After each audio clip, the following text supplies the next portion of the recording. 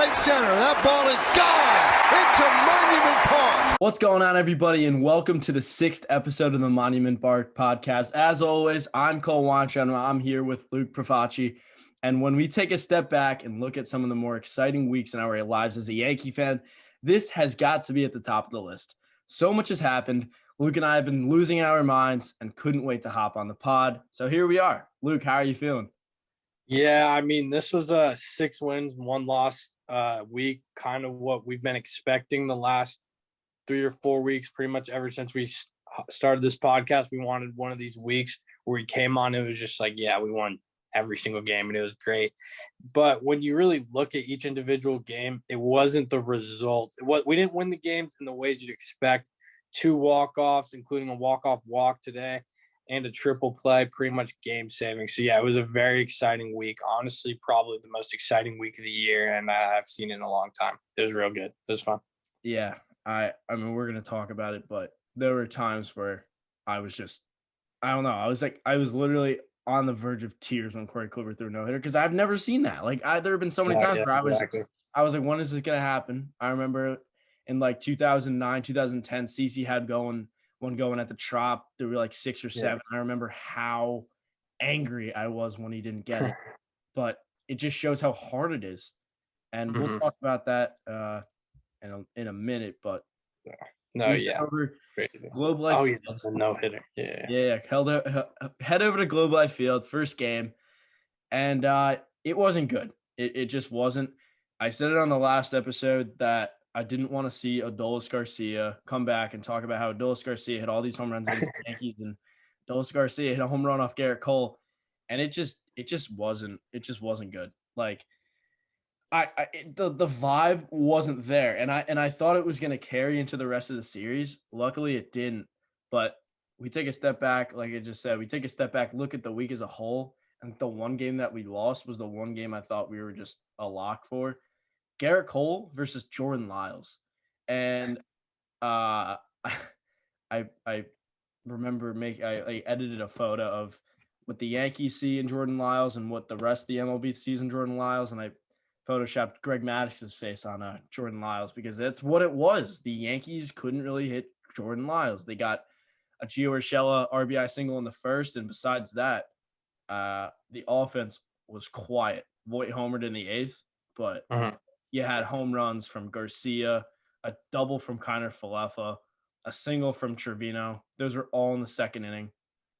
They were up 3-1. Willie Calhoun, who just mashes fastballs, I guess, hits a home run off Cole in the 5th.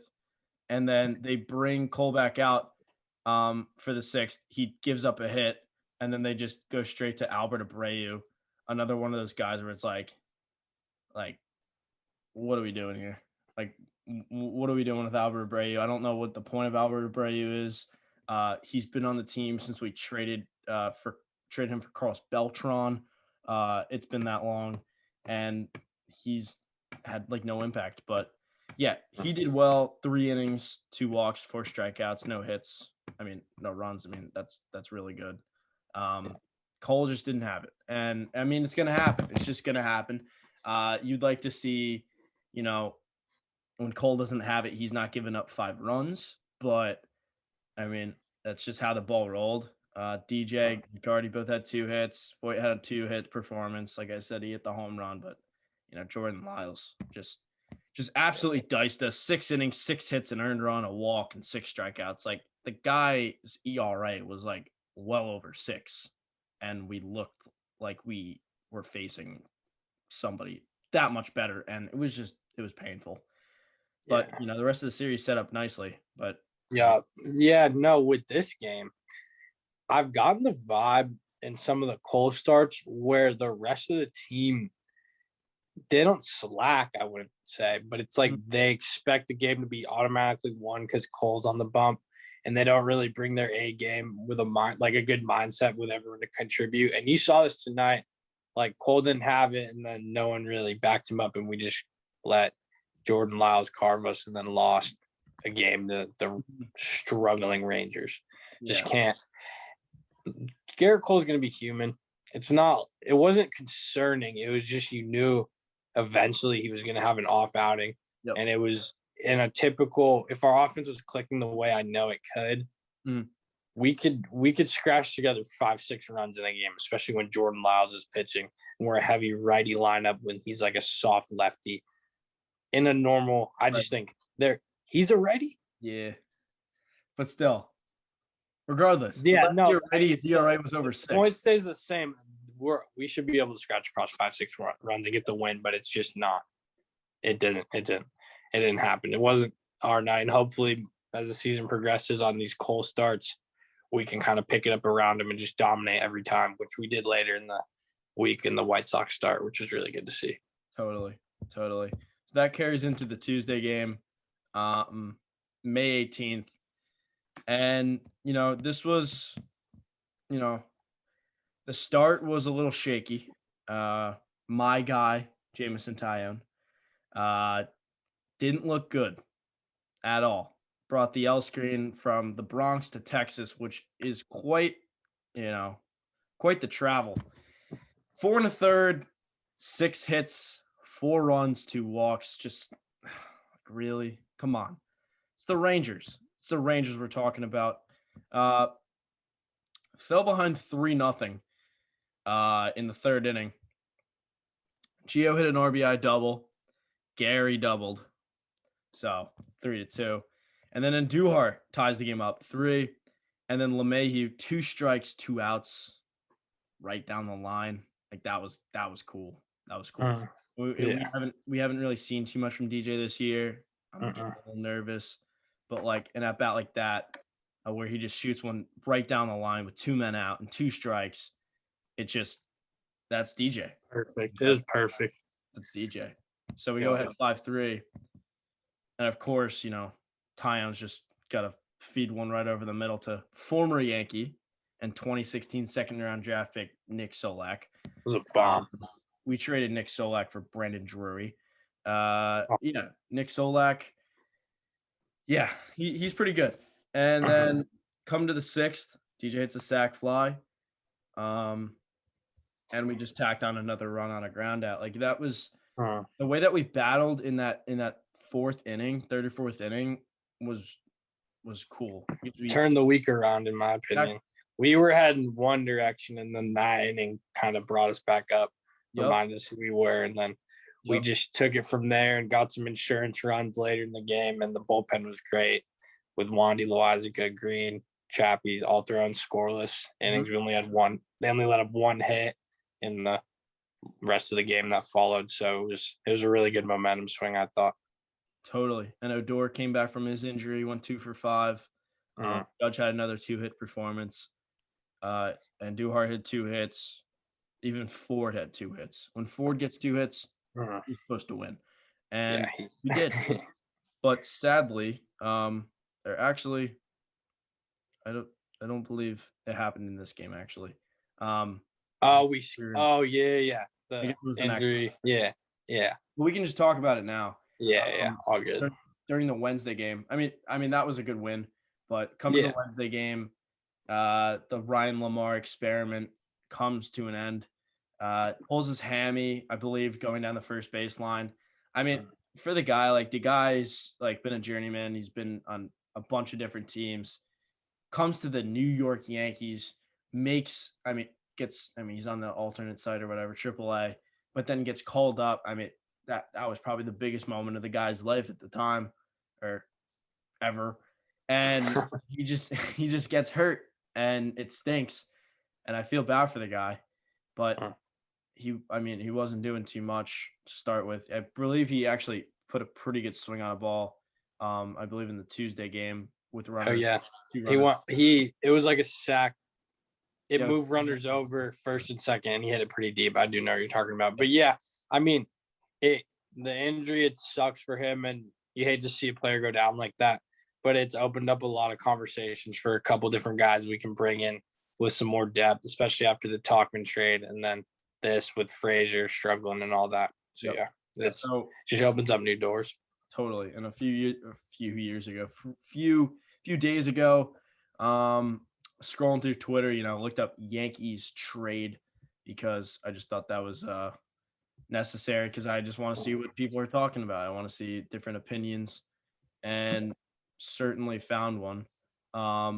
Joel Sherman, one of the more reliable sources out there, named 8 potential trade targets the Yankees could go after to fill their outfield needs because it at this point, Hicks is going to get surgery. That's He's confirmed. done. He's done. He should He's be not coming back. There's no way he comes back. And then with this Lamar injury and the fact they don't want to rush Florial and the fact that Gardner and Frazier, well, they've been looking a little bit better, but and Andujar's just Gardner's looking better, but then Frazier and Andujar's kind of you don't trust their defense, and the bats haven't been consistent enough to override the fact that they're kind of iffy on the defense. So yeah, we're definitely in the market for an outfield bat, preferably lefty, but either way, it would just be nice to add someone. And yeah, there's a couple options here to go over that I think could fit real well. It could be a miracle in disguise. You never know. Blessing in disguise. But you kind of look at some of these options, and you could even look into the future. That's what I'm saying about like the miracle in disguise. Like it could actually like help the future as well, and move some stuff around where you could, move a guy but slide him in. So I guess we'll just list the most intriguing one, and that's the whatever you want to call him, the Swiss Army knife, second base, shortstop, third base, put him in center field. Why not? And that's Ketel Marte of Arizona. And Marte, he really came onto the scene in like 2018, 2019.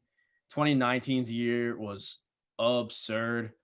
He hit 329, 32 homers, 92 RBIs, an OPS of 981, an OPS plus of 148, which is 48% above average. Finished 4th in the MVP voting.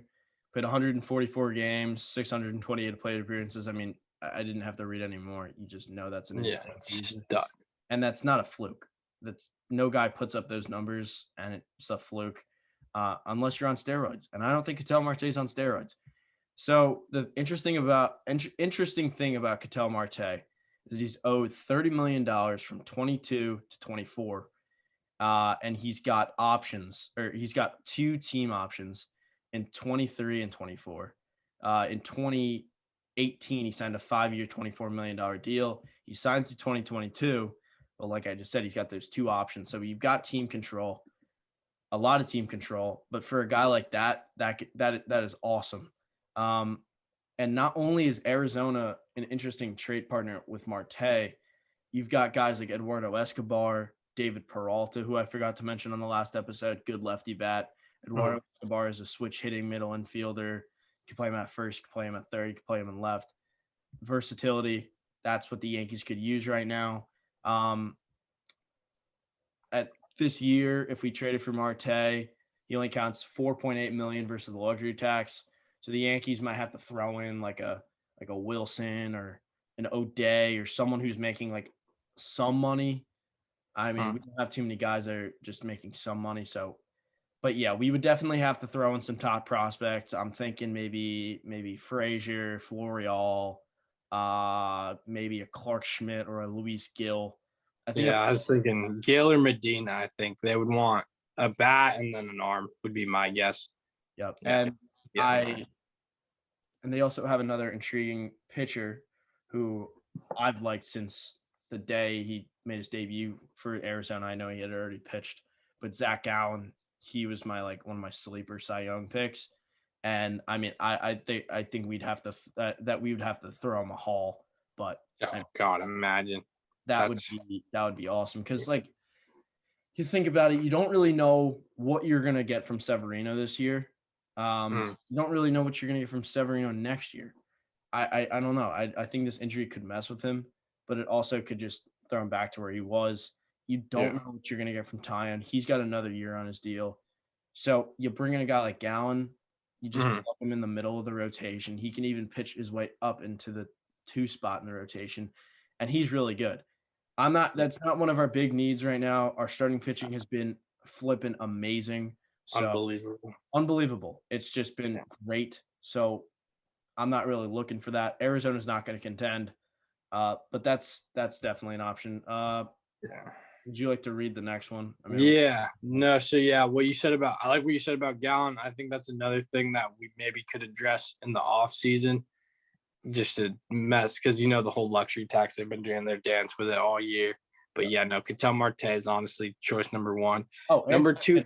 Sorry. Yeah, exactly. Yeah, exactly. And he can play center. I think a lot of the guys that we're going to talk about later are kind of tied to the corner spots. Yeah. Which would be all right. But I think getting a guy who can play center would bring us. Yeah. Can I sneak something in?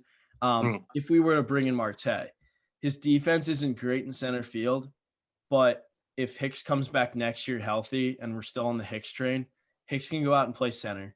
We could have Marte slide at second. Marte slide at second. I feel like we're getting more comfortable with Gleyber at shortstop or Shell at third. And then you think about moving LeMahieu to first base, and then you have Luke Voit to move. Not that I want to move Luke Voit at the moment, but you could get a decent amount for Luke Voit, and that you can address another position that you need.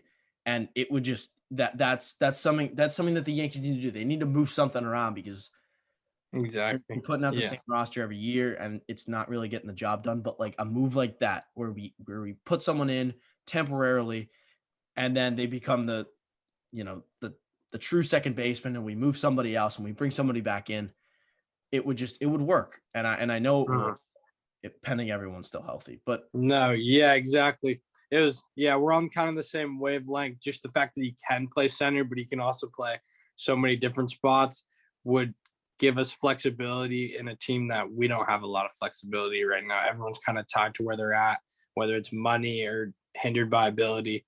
It just seems like getting a guy like Ketel Marte would just transform our team. Number 2 on the list is Byron Buxton. And honestly, I don't think we have to talk about this. This isn't going to happen. I thought it was stupid. But yeah, number 3 is Brian Reynolds from the Pirates. You can see, we've done some work with the Pirates recently, getting Tyone. And then he's another switch hitting outfielder that, we need that. We're so righty heavy. And it's kind of like he's better suited at the corners. And whether we want to actually run Garner in center and then get another guy for more depth and platooning with Frazier and Andujar, that would be kind of more the question with Reynolds. And that's why I don't think this will be necessarily a potential option, because we're going to need to get someone who can at least play center or give us flexibility somewhere. And it doesn't feel like Reynolds gives us flexibility anywhere. He's kind of just another body to throw into the mix. So that's where I'm at on Reynolds. I don't really think this is as good of a fit as Marte or even some of the names that we're going to name later. No, yeah. Reynolds is a switch hitter. It's just like it keeps on bringing on like the Miguel Andujar thing. Like the guy, you give him his time, he starts to produce. And then when he starts to produce, you don't want to move him. I just feel like if we're going to make a deal like this, he has to be moved, because then he's just going to sit in AAA. Like I don't want to keep throwing him in AAA, because then his value is just going to keep getting lower and lower. The more you play him, the more you show what he's got, he's just going to get better as it goes on. He's just going to get more comfortable. It's just really defense that you don't really want in left field. He did make a nice play in left field today. Yeah, he did. But I'm pretty sure they were surprised that he even made that play, and they called it a trap. Yeah, it looked like a trap, but he caught it when you saw it on replay. But no, it's just I don't want to completely kick him to the curb again, just so we can get like a Ryan Reynolds. This is a move where if we were gonna make this, we might as well just stick with what we have. It's just not. It's not worth it. Or get someone like someone we'll talk about, or we could just talk about not Delino de Shields, like someone who's dirt cheap. Get him like for absolutely nothing. He's not even on the big league team, and he's not even on the Rangers major league roster. And like we saw what that's all about. Yeah, that's saying something. It would just be a temporary, like maybe it would work. You never know. But honestly, like we could just roll with what we have right now. I wish we had Talkman. I think we're gonna call it quits with the Talkman segment, because he's too good. That brings on the 4th player on Sherman's list. That's Starling Marte. We talked about it. Sherman lists that the White Sox are also a team that can make a run for Marte because of the injuries of Eloy Jimenez and Luis Robert. So they're definitely in play. I like Marte. It could definitely work. I might Cattell more than Starling, but might. Oh my God, dude. Definitely. I would dance if we got Cattell Marte. But yeah, no. Starling's another solid option. It's just like we'll see. It just depends on what we need when we decide to make a move. And I mean, if we get someone who can play center, then we can. But I think he's out right now. Rib fracture, I think. But no, I'm on Marte. Starling Marte. Oh, my bad. No, yeah. No, you're good. It's something we could do, and I wouldn't be surprised, and it would be a good fit. I just worry about what that would mean for the rest of our team. Like, if we're going to make a move, let's go make the big splash. I'm tired of doing these, like, so-so moves that might work, might not. High ceiling, low floor. I kind of just want to make the big – huh? Yeah, exactly. I kind of just want to make the big splash for once, but if we don't go after Cattell, I do like Starling Marte at the end of the day. I think he can make a positive impact on our team. And Miami's they're not going to contend this year, I wouldn't think, but they have a good future. But he is in a contract year, which is what makes me think they'll be willing to deal him. I don't know. I'm just not willing to get – what I'm dancing around here is I'm not willing to get into a bidding war with the White Sox over Starling Marte. If they want to raise the price, they can have him. I think we'll figure something out. Yep. But yeah, no. And then the fifth guy is Yaz, where it's just the same story. Mike Yastrzemski on the Giants. He's more suited for a corner outfielder, which is we're just beating a dead horse. It's the same conversation we just had. You can't. He's 31 years old. You can't really just slide him in there and then let our other guys rot. And the Giants are doing well right now. Up until this last series against the Dodgers, they got wiped. But yeah, it's kind of just he's good. He'd be like an upgrade, I would say, for sure. But it's not like if they do it, I'll be happy, but it won't fill a hole. It'll just make a confusing platoon thing we haven't left less confusing. Well, it actually lists that. But Mike Yastrzemski is 31 in August, older than Marcell Ozuna and Marcus Semien. I think that's kind of yeah, that is. And another thing Sherman lists is that he won't be arbitration eligible until this coming offseason, which is crazy. 31. That is nuts. Late bloomer. Right. So something interesting about the Giants is pretty much their whole rotation are in walk years.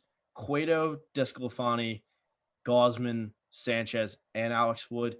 And hopefully by July, if the Yankees are going to try to make a deal, hopefully by July, they're going to be out of it and they're going to be willing to trade their guys. Maybe we can get like an Alex Wood, someone that has postseason experience. Wouldn't be like a great guy, but like, more of a reliable long reliever than maybe a Luis Cessa, or you just bring in a guy like a lefty long reliever, maybe a righty long reliever. Cessa has no more options. So if you're deciding on getting rid of Cessa, just send him nowhere. But Gausman, someone like that, like it could definitely be a package, but like you just said, it's like beating a dead horse. It's just it's not. Really need. I wouldn't hate it though. I feel like I seemed kind of negative on it when I was introducing him, but the more I think about it, I don't know. He's lefty. It's like I like it better than Reynolds for sure. But if we don't have to give up too much, and we can give up like someone like the Giants want to take a flyer on a couple guys in our system and we get Yaz, I wouldn't be angry at it. It's just not the number one choice because he can't play center, which is really what we're looking for. Yep. I'm pretty sure trying to remember his name. The Giants get a lot of guys from us. Tyler Estrada, Donovan Solano, Abia Tolentino. They pick up a bunch of our our GM. I think Cashman's probably friends with that guy at this point. There's a lot of moving pieces over there. This says that the Yankees potentially could offer a centerpiece of Davy Garcia. I don't really know. I mean, maybe, but I'd rather use Garcia for somebody else. That a position that we need right now. When it's like left field, like if Andujar is hitting, just throw him out. Just do it, and then defensive replace Tyler Wade. Yep. Later. I love that he's doing that now.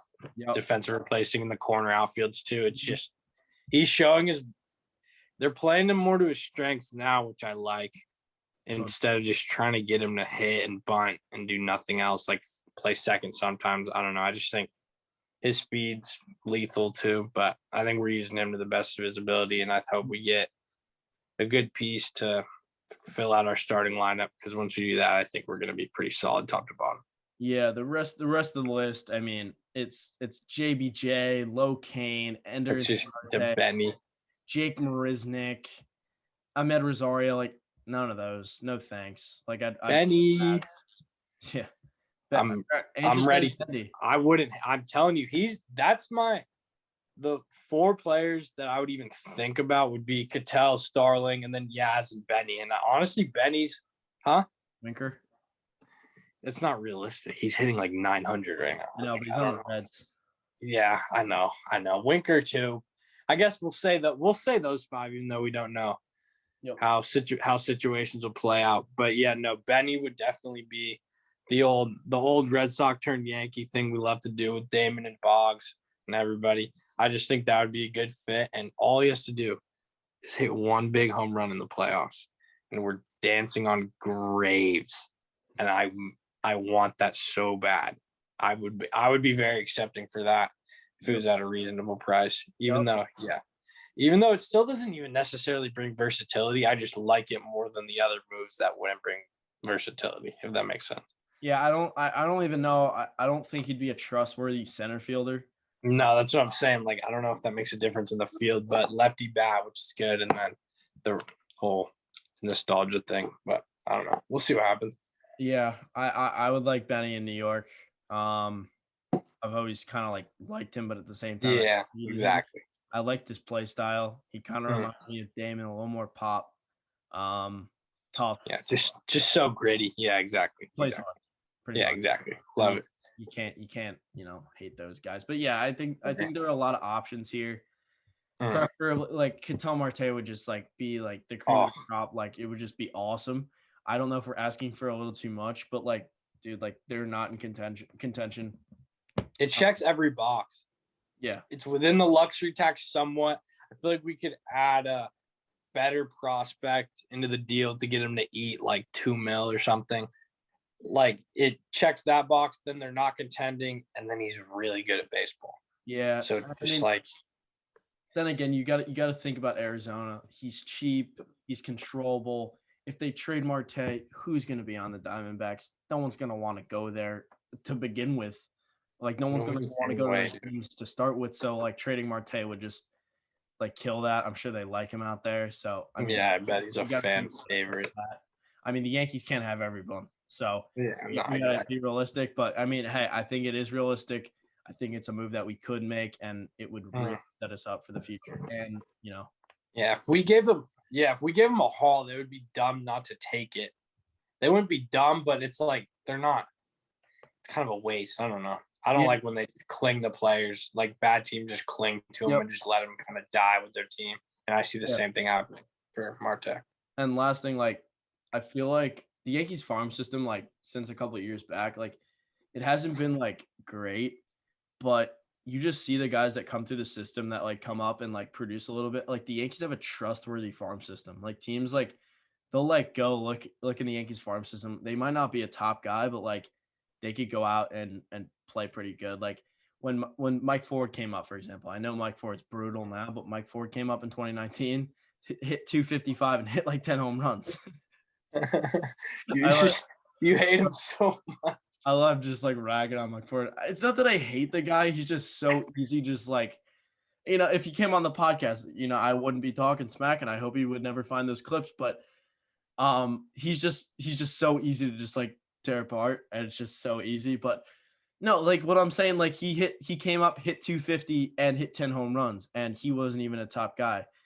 I feel like you could just talk about Tyler Waite, another guy who's producing at major league level. So you could just throw a bunch of what against the wall and hope it sticks. I mean, and last thing before we go into the Wednesday's crazy game.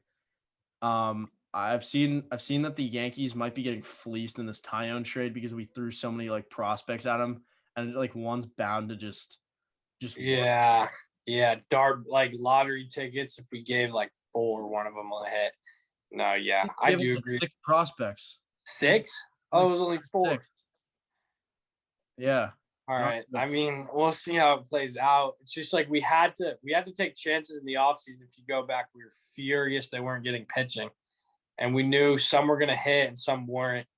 And you just hope it doesn't backfire too crazy. But, yeah, I think, yeah. All right, let's get on to Wednesday. So, Wednesday was a little weird. So, I didn't watch really the first inning. But, like, the second and third and fourth, I wasn't really aware of it until the 5th, and I really don't start caring about it until the 6th. I also hate when the announcer starts going in on it and, like, talking about hinting at it. Michael K. He was Yeah. just like he was talking about it like he was like reading a story. Like he just kept talking about it over and over, and I was like, it's just bound to go away. But the guy just kept rolling and rolling. This is his first start at Globe Life Field. I mean, he was a Ranger for literally like 11 minutes. Like, I mean, like he was under contract the whole year last year, but he was literally put on the Rangers for like 11 minutes, and that was it. Dude, did you see the thing that it was Corey Kluber bobblehead day at Globe Life? That day? So, dude, okay, so for 2020, they ordered a bunch of bobbleheads, and then there was no fans. So they just kept them, and they were giving out bobbleheads that day, and then he no-hits them. In a Ranger, like how crazy. That's the most – I don't even know how the world aligns like that sometimes, but it's just when I saw that, like my jaw dropped. I couldn't believe that he comes out. There's a no-hitter, only one walk. And on the day that the opposing team's giving out bobbleheads for him, it was crazy. Yeah, it was – I don't even know. I'm weird about no-hitters. Like I don't really look for them. Like I don't get super excited when they happen, but just seeing how happy he was, it was just such a comeback story for him. He hasn't pitched in 2 years or whatever. He threw like 2 minutes for the Rangers. It was just he didn't even do anything, and then he comes back and does this. It just seemed like a really good career revival thing for him. And everyone was so happy for him too. You could see everyone was so stoked. First Yankee no-hitter in like 20 years too. Yep. So everything about it. I wasn't really stoked. Like when it was happening, I wasn't freaking out like, oh my God, this is going to happen. But then once it did happen, I was glad because I saw all the reasons, like all the people that it made happy and stuff. I don't know. I just thought it was cool. 8th and 9th inning, me and my dad started getting on the edge of our seat. Like I was like, all right, he got through the 8th, and I was like, I got to record it on my phone the 9th inning. Yeah. I that was really cool. Because I always want to have that. But yeah, I was like on the verge of because I never see that. I know it's like cheese. Yeah. You know, like I know BITCH, but you know, it's just like it's just cool to see, and you never see it, and well, you do see it this year. It's like that's another thing. It's like the 6th no-hitter of the year. Should be 7. Bumgarner's counts in my opinion, but whatever. Really? Yeah. It was really cool because you know you never expect that. And then when a guy goes out and does it, it doesn't matter what team he's pitching against. It could be pitching against the Scranton Wilkes-Barre Rail Riders. It's still impressive. It doesn't matter. Anyone's bound to get a hit. Anyone's bound to hit a little nubber over the shortstop's head into the outfield. But that didn't happen. I guess when you look back and you look at the play, I mean, from what I watched, it was that Tyler Wade play in right field. Yeah. It was like, oh my God, the ball's going to come down. And then Wade just like comes over and makes the play. I was like, oh, the ball certainly found the guy that played shortstop, and he's playing in the outfield, of course. And I thought Willie Calhoun was going to do something, but he didn't. Rolled it over. But talk about Tyler Wade. Triple, man. Drives in the run. I was so I wasn't even watching. I was like letting out my dog, but I came back and I was like, how do we have a run? I saw Wade on third, and I was like, holy mackerel. Yeah, no. I was at Chipotle when it happened, and I saw like the alert or whatever, and I was just like, no way. And then I watched the clip. If you see the side-by-side, he beat Higgy to home. Yeah. He slides into third before Higashioka scores from first, and you could just see he's flying. Yeah. It was dope. You just watch the whole like outer zoom angle of him, and he's just zooming. And when he makes contact, he flies. So it was good to see. He out-hit the whole Rangers team that day. which is also a funny stat. But yeah, no, it was dope to see, and we got the win. All good. Yeah, not to be like a Debbie Downer, but like that Hyung Jong Yang guy, like was dicing us up through 5 innings. Oh, I It know. was a guy that we'd never seen before. Like it was like really like again, like Jordan Lyles, now this guy. Like, oh, and then it happens the day after with Dane Dunning, and we'll talk about that in a minute. But just can is there film they can watch? It's like they like go in, they're like going blind. They I like don't know, and then they dude. just like magically wake up one inning. It's like, oh, yeah, right. Tyler Wade just tripled. Yeah. Like where's Judge? Where's DJ? Where's Gleyber? It's just like, oh my god, it's so painful. And then one thing I saw, and I was like really surprised. You know, Kluber is like that, you know, that robot everyone talks about, you know, sitting in the dugout, and it's like the 6th inning, and he's like cracking up laughing. I'm like, yeah, that's the most overrated nickname. They act like the guy has no personality. He's been smiling. He smiles more than I thought.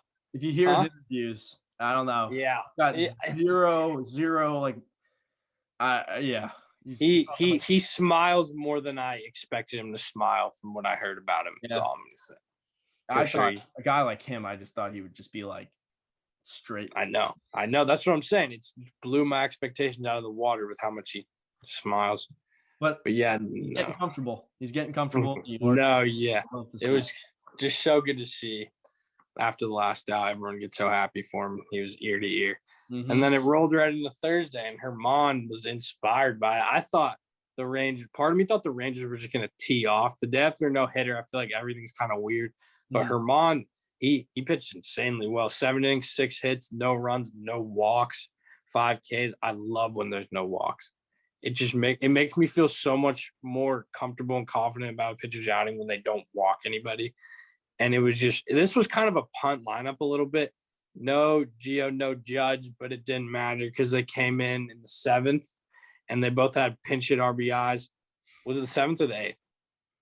7th. I think we'll go 7th. And I just, me neither. I was playing too.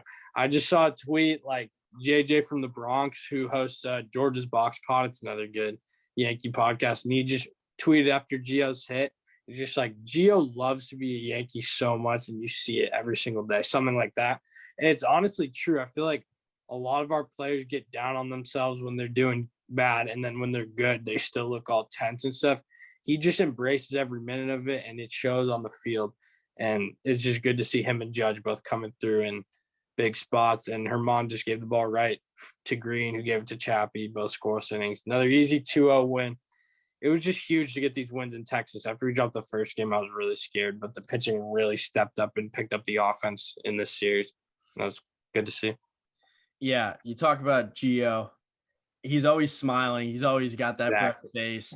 And, you know, he's grateful to be a Yankee. I mean, anyone who's playing for the Yankees grateful to be a Yankee, but this guy literally played in Cleveland. They didn't have a spot for him. Goes to Toronto, and they barely play him. And then they trade him for like a bag of peanuts to the Yankees. Yeah, and we get him, and 25K. We give him 25K. It's crazy. Thanks. We give him a chance after the Miguel Andujar injury, which at the time I was like no, devastated. No. And he comes in and just does everything right. Just crazy. Everything. Like the way I feel like his defense is so underrated. Like so good. Like Arenado's defense, but like Gio's making the same plays. The shore hops, he's unbelievable with the shore hops. Maybe he's not making the plays from like the outfield grass and like deep left field foul territory, but he picks everything and he gets the ball out quick, turns double and triple plays. I guess now didn't know that was coming, but yeah, no, he's the most sure-handed guy we've had in a long time on the left side of the infield, and it's just glad he's on our team. Blessing to watch. Yeah, no, and the momentum, I mean, it just carried right through from the no-hitter to Thursday. And then Monty didn't want to be the one to stop pitching well with the rest of the rotation. He also went 7 innings, only 4 hits, no runs, no walks, 11 Ks. What was he on? I feel like some days this is a big game, first game of the White Sox series. I think he just shines in big games, I guess. I think he needs to get that little extra like adrenaline shot or get psyched up or whatever. But he was unbelievable in a team. The White Sox, they were like historically good against lefties in the last couple of years coming into this game. They were like 14-2 or something. There was some crazy number like that. Yeah. They were this year, they were number 1 in batting average, number 1 in on base, and number 1 in slugging against left-handed Exactly. pitchers.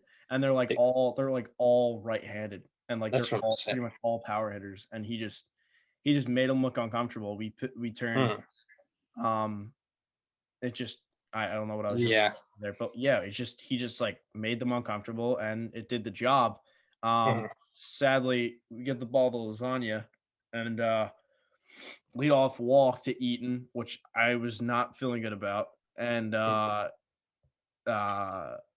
so we're winning 1-0, and he throws a wild pitch, goes off like Gary's wrist. I was like, of course. He didn't flip it in time. He just didn't flip his wrist in time. It just kicked away. It was a typical Gary thing. Useless. It's just we got to expect it at this point. Useless. Gets a ground out and moves Eaton to third. And my American League Rookie of the Year prediction comes up. Nick Madrigal, Oklahoma State, stud. Probably has the Oregon State, but same thing. Oh, sorry. My bad. You're good. They're both orange too. It's all the same thing. Sticks. I mean, this guy's got the best bat control. I don't even need to see anybody else in the big leagues. This guy's bat control is crazy. Lowest strikeout rate in the big leagues. He's a rookie. Played a little last year. He actually came in earlier this season telling guys in the clubhouse that he wanted to have 3,000 hits, and they were just like ragging on him. I mean, like, sure, Dude, you want to say goals. that. I know you want to set goals, and you could just be like, yeah, one day I want to have 3,000 hits, and like totally. But I don't really know to what extent he was really talking about it. Yeah. Like they were in the clubhouse, like making Mr. 3000 jokes and just going all over him. I mean, it was just super funny. But yeah, Madrigal comes up, gets I believe a 2-strike count, and doesn't even like swing the bat. It was just like he was like playing. It was unbelievable. He was like playing Wii Sports, and he just like stuck the Wii remote out and just like let the ball hit the bat, and just like pops over the first base and said. And I wasn't even like that mad. I was like just typical mad. I was shocked. I was literally shocked, dude. Shoots it out to right field. Eaton scores. And then Judge.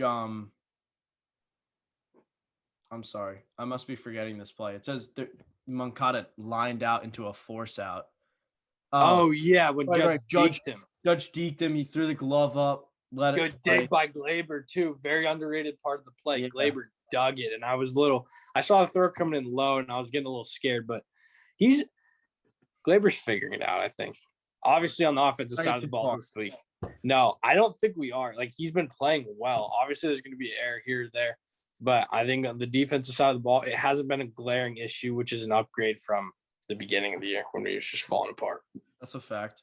So we get out of the inning after a ground out and go to the eighth. Miggy singles. Wade comes in for Andujar, steals second. Gardy singles. They hold up Wade at third. First and third. Nobody out. I sent out a tweet. I swear if we don't score, I don't know. I was going to write something. I will like dye my hair purple. Good thing I didn't. Good thing. LeMahieu, they bring in, that was Michael Kopech pitching after Rodon completely diced us up. He shoved strikeouts. Unbelievable. I mean, just like this Yankees offense, like, oh my God, like they're winning all these games, but the Yankee offense has just been terrible. Like, I don't care what anybody says, like as a team, terrible. Individual guys, all right. So they bring in Marshall. Oh, we never talked about the Gleyber home run. Gleyber hit a home run to break the 0-0 tie, opposite field off Kopech. Awesome. I was just happy. He's heating up. So happy. So happy. So first and third, they replace Kopech with Evan Marshall with like a 6 ERA, of course. DJ comes up, hits like a dribbler past the mound, not past the mound, right by Marshall's glove. I guess Wade freezes. Anderson cuts the ball off in between the mound and second base, throws it home, gets thrown out. And I was saying to myself, the Yankees are the worst team when it comes to running from third to home. That's just feel like every time they're just running into outs. And it's like, This wasn't even. This was Carlos Mendoza at third base. If this was Phil Nevin, I'd be going off. Yeah. But I guess Wade had to hold up because you don't want to just You don't no. ground ball to the pitcher. I mean, he has That's enough. death wish. So Can't do I was that. pretty surprised. Anderson's not known as one of the better defenders, but he did make a nice play. So then it's first and second, one out, and I'm like, all right, like we're not gonna do anything. And of course, Voit comes up and hits a absolute seed to third base, and who was it? It was Gardner just like flying off the base. I mean, I guess I would have thought I get it. People through the hole, but Yeah. of course, double play. I like lost my mind. Yeah. Go to the ninth.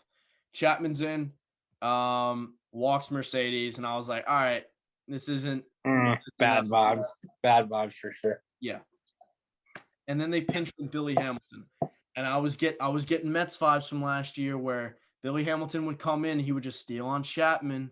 And it happened in the Rosario walk-off game. It happened in the Alonso walk-off game. I was just getting like these bad vibes. Comes in and Luis Garcia hits a sack. He doesn't even steal. Luis Garcia hits a sacrifice bunt. Chapman like comes off the mound like he's Donkey Kong and like tries to pick it up and like didn't work. And just like falls over. And I'm like, oh my God, like this is really how we're gonna lose. Like it was such a sloppy way of like losing first and third. Yeah, no, terrible. Just blowing the game. I guess not blowing the game. My dad was telling me he doesn't like Chapman in non-safe situations. Same thing. He didn't like. I don't like any closer in non-safe situations unless it's like the bottom of the ninth and you're saving it, like saving a loss. It's just kind of it's weird. I don't know. Yep. So at this point, I'm like, we're gonna lose. We're gonna lose. I literally put on Twitter, we deserve to lose. Like I was not ready for anything. And then Andrew Vaughn comes up and hits an absolute rocket to third. Gio steps on the bag, throws it to second, throws it to first. I'm like, there's no way he was out at first. He was out at first, and I lost it. I was like, there's no way that happened. My dad and I were screaming, bro. We were going nuts. That was crazy. It was the first double or triple play since 2014. I think the third base to second base to first base was Kevin Youkilis, Brian Roberts, Scott Sizemore. Jeez. 2014 Yankees or something else. Oh my God. I was crazy, and you don't see that. It's just like how you don't. See a no hitter. No, exactly. I feel like me and you completely opposite in terms of reacting to these types of crazy things. Like when the triple play happened, I literally just like gasped. Like I sat there and I thought Gio was gonna go step on the bag and go to first, and I was like hyped, like happy about that. And then I see him go to second, and I was like, oh, like he's just gonna get the lead runner. Like I guess that's smart. You don't want a guy with runner in scoring position coming up. And then Odor just whips it. And I'm just watching. He caught it kind of like weird and just like threw it, and then like he just threw a hook pass, a hook shot. It just cuts to the play at first, and I was just like, my jaw hit the floor. I just gasped, and I just sat there like in shocked silence, like I could not believe what had happened. And it just honestly, as soon as that happened, I knew we were gonna like. It just put me in a good mindset. Yeah, and it just went. It was so easy. It was just Judge, Gio, Gleyber, just base it, and the game was over. And it was just before I could even blink, and we turned it a complete 180. Yeah, crazy. I don't know what Tony La Russa's thinking with his closer. I mean, you got a closer for a reason. You went out and signed him. You leave so Evan much Marshall money in the game. So much money, dude. You leave Evan Marshall in the game to just get walked off on. Like, where is Liam Hendricks? Like, did it twice today too. It's the same thing. Give him don't bring him in with the bases. Everybody hates him. I mean, like I hate him. Mercedes, like, once you bring in the position player, all the rules are gone. Yeah. But everybody hates him. He's messing with everybody right now. It's crazy. It was terribly managed by them. And I mean, terribly. It shows we got the sweep. Game of the year, in my opinion, Friday. It was just such a good win. Kluber, no-hitter in that for sure. Yeah. The no-hitter, it was just the best individual performance of the year. But in terms of the game and how the offense was dead the whole day, and then just bottom of the ninth, feeds off the momentum and just gets 3 knocks in a row. It was just – that made me proud. We don't usually just string together hits like that in clutch situations, and it was good to see. Chapman's reaction too never really shows any emotion. He only Most I've seen him smile in his life by far. He's like throwing his. He just threw his arm. He's like, "Let's go." I mean, I would have done the same thing. I would have like lost my mind. Oh, me too. McGregor, Trevor Bauer, just walk off the mound. Yeah. I hate him. He's so cringe. I can't. He's too much.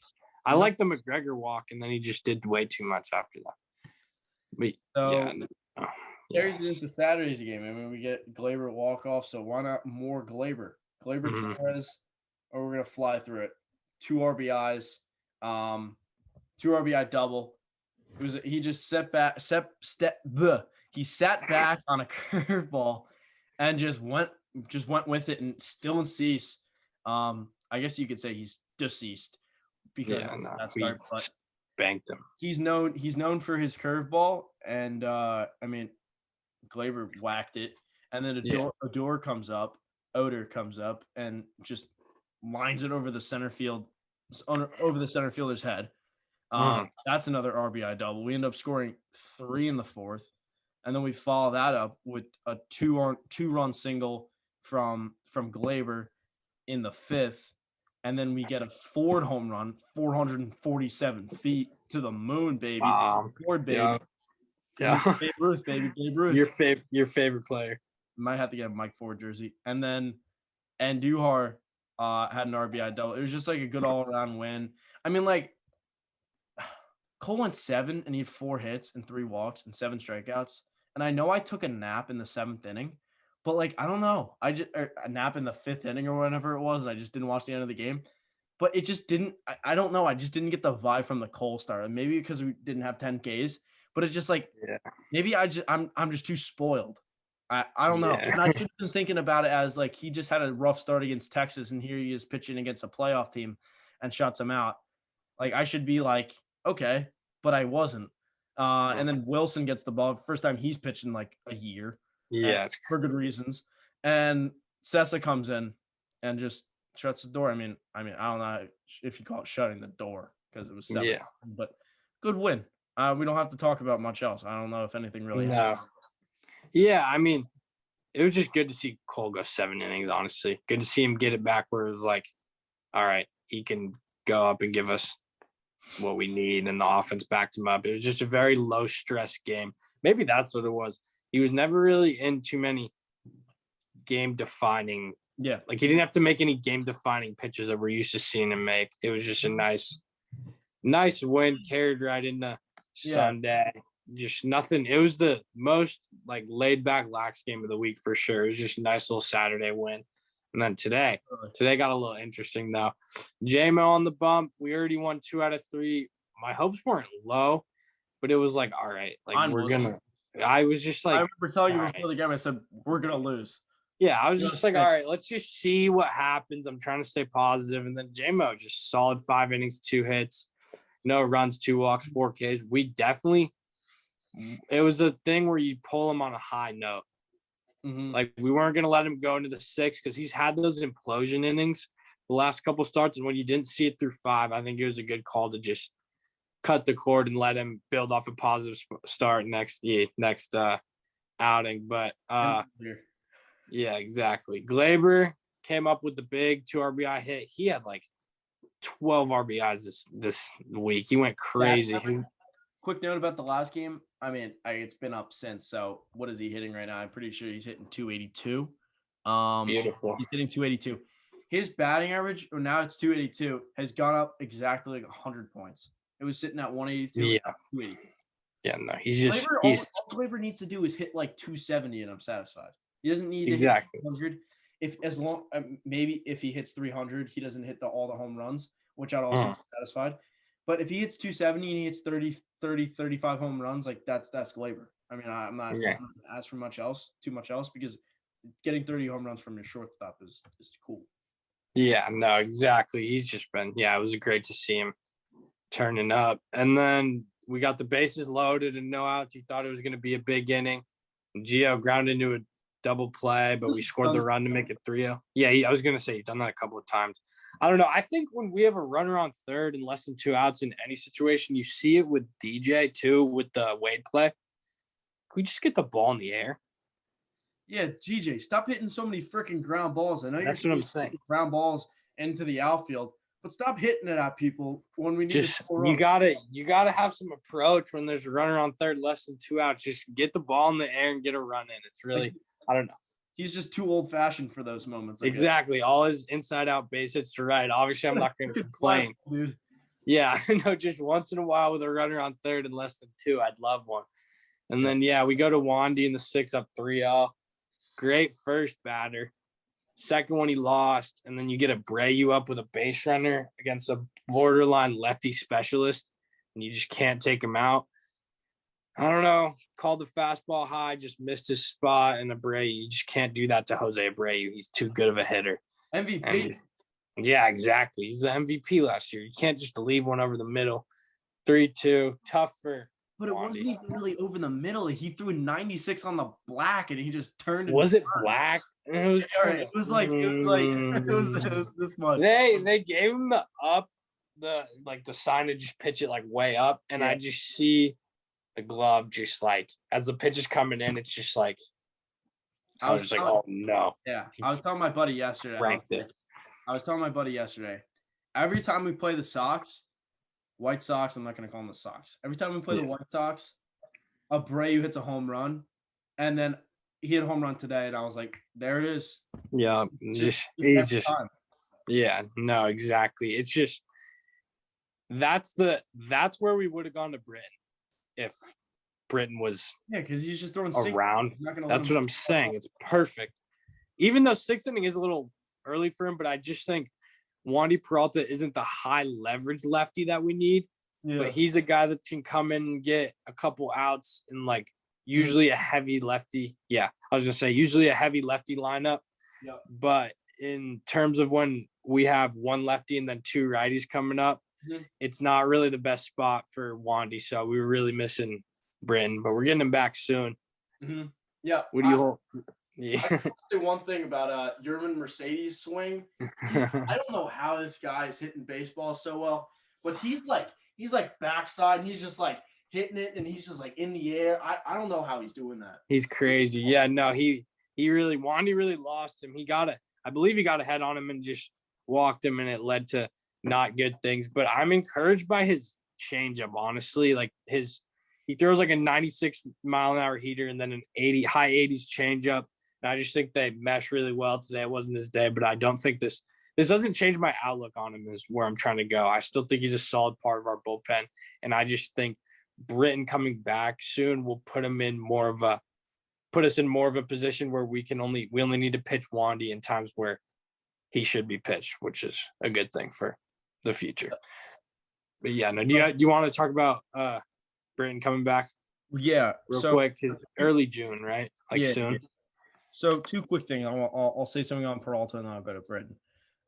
Josie McFly was talking to Brian Cashman at the Yankee game. I believe it was yesterday. Maybe it's 2 days ago because it's 12:30. 2 days ago about the Tauchman trade. He asked, like, do you regret trading Tauchman? He said, have you seen Wandy pitch? Yeah. And he said it on the broadcast today before the home run.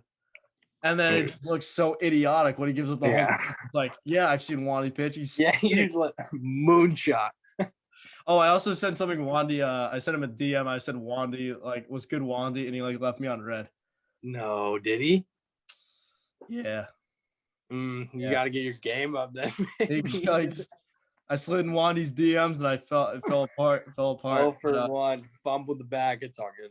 Yeah, but Britton's a guy that you could just use against anybody. It doesn't matter, and that's the thing. Like, exactly.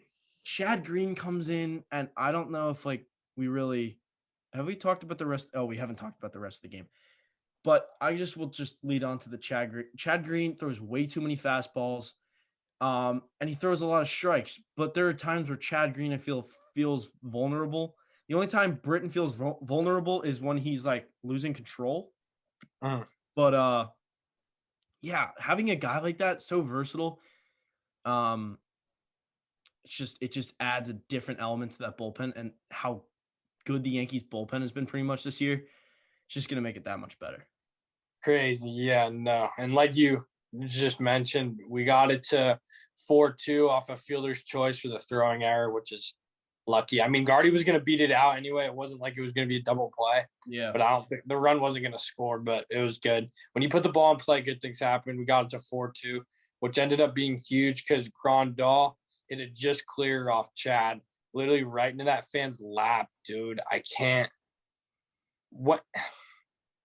We can't keep doing this with the fans interfering with the home run. All right, Jeffrey Meyer. Tip my cap to Jeffrey Meyer. That's what I was saying. We got Jeffrey Meyer in the stands 20 years later. He didn't.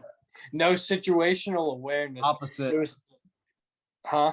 I was the opposite team. Yeah. Yeah. No. Exactly. I was just like, and the girlfriend looked so happy, and then realized what happened next to him. If you watch the clip, it was just like, oh my god, because everyone was just all upset. It cut it to a 1-run lead, and it literally did look like Clint was going to catch it. You know, like he did. But he timed it up real well. Clint's a guy that I could just totally just see like jumping in the crowd and just beating the living crap out of the fan. He's like Ron Artest. I feel like he's the Yankees Ron Artest, Meta Ortiz. I can just totally see Clint just being so angry at a fan, even though he's like signing autographs during the game for Spike Lee. But I can just totally see him just like jump at the fence and just rolling punches on a fan. He looked upset. It's been, I mean, he's had it kind of tough this year. I still think he has time to turn it around. I believe he had 3 hits today. Hopefully he builds on it. I just don't see usually with him, his swing, just the bat speed's always there, and I'm not really seeing it. Even his hits are kind of like softly hit. I just want to see him get up there and smoke a ball, and then I think he'll be – we'll have to wait and see on him. But, Grandal made it 4-3, finally put bat on ball, really making his contract look stupid. Hopefully the catcher's market's down this year when Gary goes up after seeing him hit 130. Like $4 million. That's always worth. Let's get Gary for $4 million. That's always worth. I'd love Gary for $4 million, but I mean, we'll just have to see how that shakes out. But we get it to 4-3 in the 9th, and I mean, it was coming. He wasn't looking as like he was still getting all the saves and strikeouts and stuff, but it wasn't like early, like late April, early May, where it was like just him going crazy, like K'ing everyone up with whatever pitch he wanted. Like you could tell he was kind of like missing the spots a little bit here and there, but getting away with it. And then, I mean, Vaughn just put an inside-out swing on a fastball, middle in, and just cranked it. It is what it is. It's first earned run of the year. Not much you could do. Made it 4-4. But again, we battled. We let off. That sidearm lefty was still thrown for the White Sox, right? Was it Bummer? Yeah, I think so. But whoever, there was a sidearm lefty thrown for the Sox. And it was just another instance where they could have brought in Hendricks, especially after not using him the last 2 days. I usually, like we said earlier, I usually don't love closers in non-save situations, but when you haven't used him for 2 days, it's not like he's hanging or anything. Like, get him out there. And Clint led off with a single, stole a base on the Gardy strikeout, which I didn't think he went around, but I mean, it doesn't matter. We got to 1 out with a runner on second, and they intentionally walked DJ to get to Wade, which just bit him because he hit a little chopper just past the pitcher. Perfect. Huh? That's a little nubba. Yeah, exactly. Just a perfect Tyler Wade infield knock. Got the bases loaded, and then they decided to bring Hendricks in. And the first pitch Judge offered at was so high. It was unbelievable. I thought it just gave me bad vibes. It looked like Judge was off balance, but then he composed himself. I think the 0-1 take was competitive. Like, it was actually a decent pitch. And the next one up in the Eiffel. Yeah, and the next 3 were just up at his face. He didn't even move, and it was the easiest walk-off I've ever seen in my life. We got the sweep. It was just super anticlimactic at the end. Like, I was happy, but I was like, I mean, I could have told you that happened. Like, he was missing up, and he just misses up again. You're getting paid all that money just to walk in the winning run. Doesn't matter. 6-1 on the week overall. We just recapped all of it, but it was a great week, and it was a good stepping stone. If the bats get going and the pitching holds up even a fraction of what it's been doing in the starting rotation, just give it right to the bullpen every time, we're going to be in real good shape. Yeah. I wanted to say something about Andrew Vaughn and how crazy baseball is for some people. Dude was drafted in the third overall pick in the first round of the 2019 draft. Didn't have a minor league season, playing for the White Sox this year, and hits a game-tying home run against Aroldis Chapman in the ninth when Chapman's looking the best he's looked ever. Baseball, Susan. Baseball, man. I mean, like this freak of nature. I know he's hitting 213, but he hasn't even turned 23 yet. But the guy had no minor leagues. I mean, yeah, no, exactly. But crazy. Yeah, no, exactly. Crazy. Mm-hmm. Yeah, no, but yeah, I would say it was just a great week. All those walks.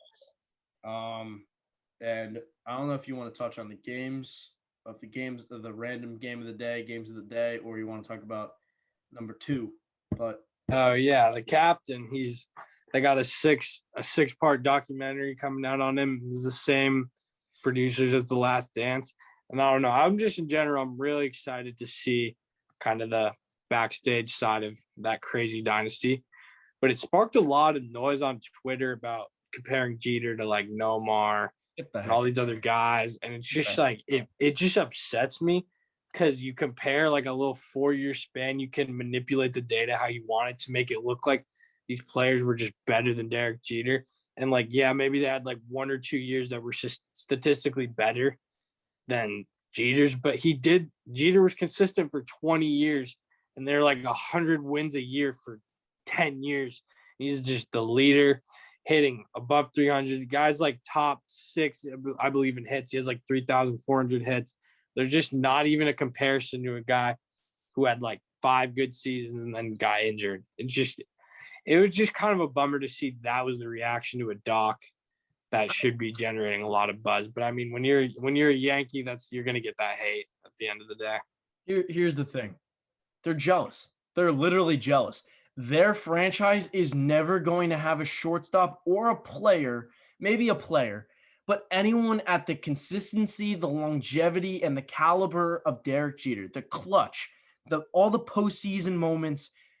Talk about his defensive metrics. Get the heck out of here. Do you think they cared about defensive metrics in 1998, 2000? Getting rings. Getting rings. That's all that mattered. And what happened? He got rings. He made plays when it mattered. He didn't lose the game. He didn't lose the Yankees the games. He didn't lose Yankees games because of his defense. He made big plays in the playoffs. People are talking about the 2000. I'm just going to keep going off. People are talking about the 2004 little ball that he had to run 30 feet away from the wall. Get the heck out of here. He took 2 steps. Line. He hit the foul line. He toe dragged strides, and he fell. I rewatched it. It was toe drag 2 steps. It was crazy. And he's coming full speed from like around second base. You think that the guy's going to make the catch, stop all of his momentum, and just stop like magically? He could probably get hurt. And everyone's going to be like, oh, yeah, I could have done that. Get the heck out of here. This is a Major League Baseball player in a situation that needed to make the catch, and he falls into the stands and still makes the catch. If he had dropped the ball, sure, you laugh at him, but he didn't. Yeah, exactly. It's so much hate. People say he's so overrated. He played for the Yankees. He was the face of baseball. What do you want him? Is it Derek Jeter's fault he's overrated? Or he's not overrated. But is it his fault that he played for the Yankees? Is it his fault he was the face of baseball? He's one of the classiest players out there, classiest guys out there. He's ran this Turn 2 Foundation forever. I don't understand it. It's just jealousy. There's like no other way to play it. Like I don't know. Like the Mets, the closest you'll ever see a shortstop to, and Lindor's not even close to that right now. So he's not. He stinks right now. No, I know. It's a bunch of it's always how it's going to be with all the debates about like past generation comparing different guys. It's just going to be nice to watch it and just appreciate him. And I'm blessed he was on our team. Yeah. At the end of the day. And I'll say one more thing. These kids weren't watching, like our age, kids weren't watching Derek Jeter in like 2005, 2006. 2006, the guy hit like 346. And you want to talk about overrated? Let me sit down with Cole for a second. 2006, I'll paint the picture. 2006, Derek Jeter hits 346. 346. I know, then it was more common for a guy to hit over 320, but 326 over a whole season is Absurd. In his 2006 year, he hit maybe it wasn't. It was 343 with a 417 on base percentage and a 483 slugging to a 900 OPS, a 132 OPS plus, 14 home runs, a little light, 97 RBIs. The guy was leading off, 34 stolen bases, 69 walks, only 102 strikeouts. Dang. Derek Jeter finishes second in the MVP voting to none other than lefty slugger Justin Morneau, who played for the Minnesota Twins.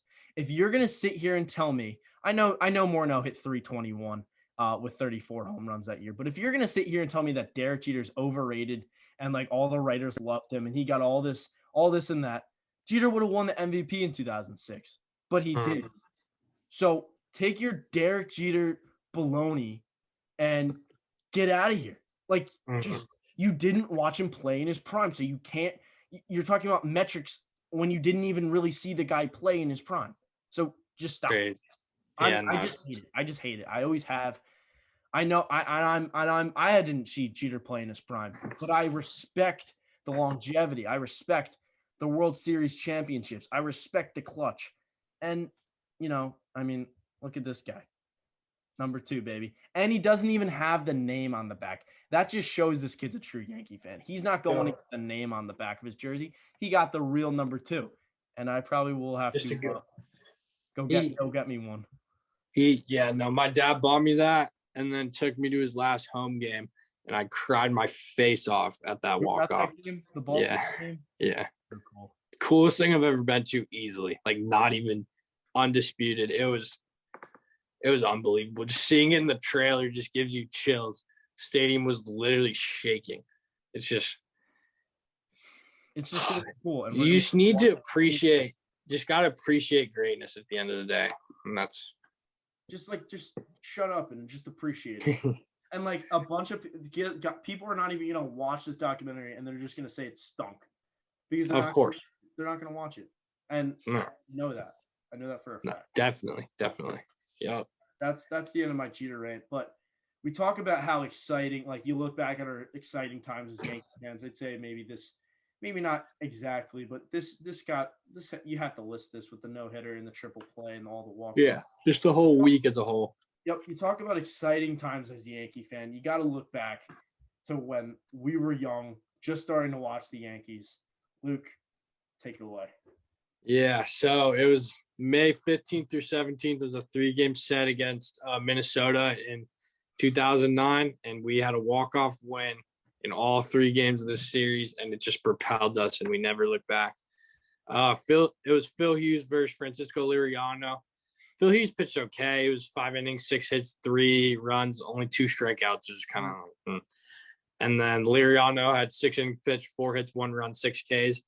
And we were down 3-1, or 4-1, in the top of the 7th because Morneau hit an early homer, and then he hit 2 homers, two homers in the 2nd and 5th, and then there's another sac fly to make it 3-0, and then Jeter, that's our boy. Both these guys homered in this game. Jeter made it 3-1, and then Mauer homered in the 7th to make it 4-1, and then Gardy hit 2 outs, no one on, bottom of the 7th, looks like it's dead.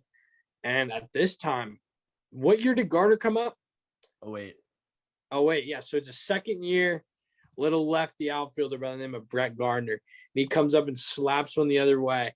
And Denard Span kind of misplays it. It lands fair, and it kicks down the left field line. Yeah, what's good? About Denard Span, did you ever hear the story or watch the video of him at spring training against the Yankees letting go of the bat and it flying into the stands and hitting his own mother? There's no way he did. Carry on, though. Jesus Christ. I'll look that up later. That's crazy. But yeah, he misplays it, and Gardy just doesn't look back inside the Parker. As a kid watching a game, seeing it inside the Parker, there's not too many things cooler than that. And we were still down 4-2, though, going in the bottom of the 9th. And then Teixeira singles home Gardy to make it 4-3. And Melky Cabrera comes up, runners on base. The milkman. Yeah, exactly. Teixeira was on 3rd. The bases were loaded. Teixeira was on 3rd. Pena was on 2nd. Ramiro Pena. And Cano was on 1st. and he pokes one in the outfield, and the tying and winning run score. And at the time, we didn't realize how big of a win this was, but it was a huge comeback win in the year of the pies, where A.J. Burnett would pie everyone after every walk-off, and it just propelled the team throughout the rest of the series and year.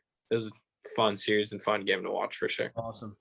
And then, we carry on the next two walk-offs with A-Rod. Yeah, exactly. And David. Exactly. Just like seeing that day in and day out as a young fan, it's just gonna hook you to baseball. That was May. It's just May baseball. Great. It either goes really good or goes really bad. And it's been going pretty this month. I mean, I believe we're 24-9 since April 20th. We haven't lost a series since April 18th in the Rays series at the Trop. We've split or won every one, and we're 24-9 in that span. Just a lot of good numbers. Yeah, exactly. I saw our opponent's batting average was 202 since that April 20th. Yeah, because we're just shoving. It's unbelievable. Once the offense picks up, crazy. Just a quick round of applause for the Yankees starting pitching recently. It's just been awesome. Let's see. Let me read it. Hold on. We had like one walk in the span of the no-hitter, Herman and Monty Wednesday through Friday combined one walk, and it was the guy who threw the no-hitter.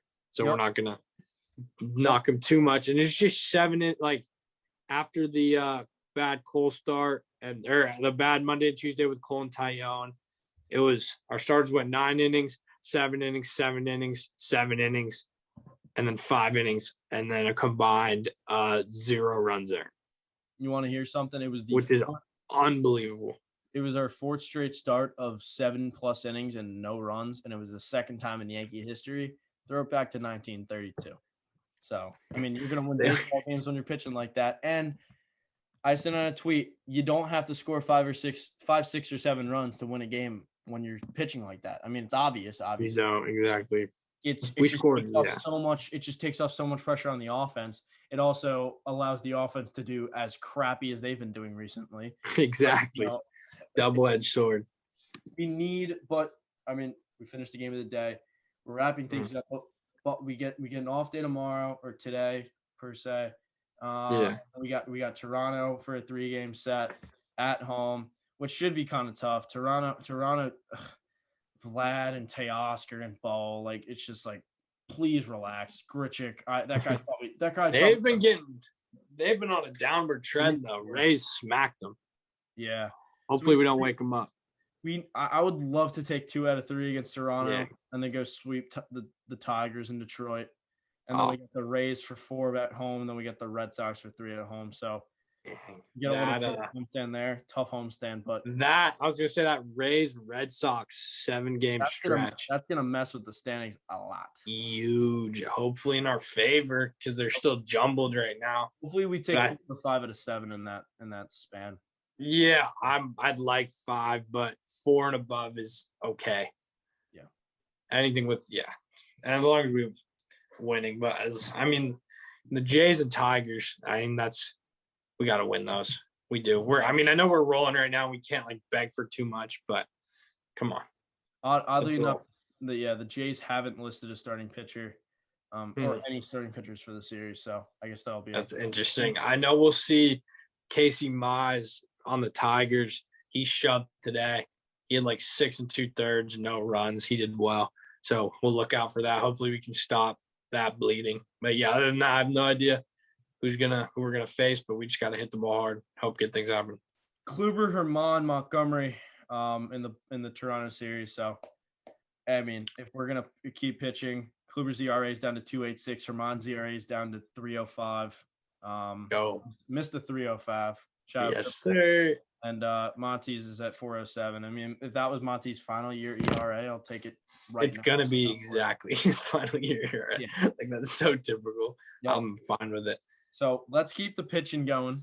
And I don't really know what else to say. Just get the bats going, keep the pitching doing well, and we're going to win a lot of games. Yep. Check social media.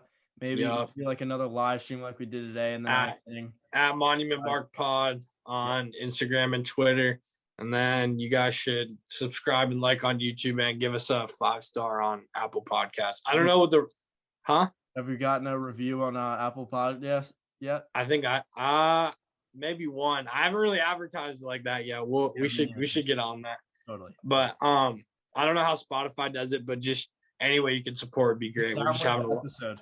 Yeah, exactly. We're just having a lot of fun doing this. This is what we love. We'd be talking like this anyway. Just had to hit record one day, and it's taking off from that. It's been good. We're at 12:59 on May 24th, and the Yankees are I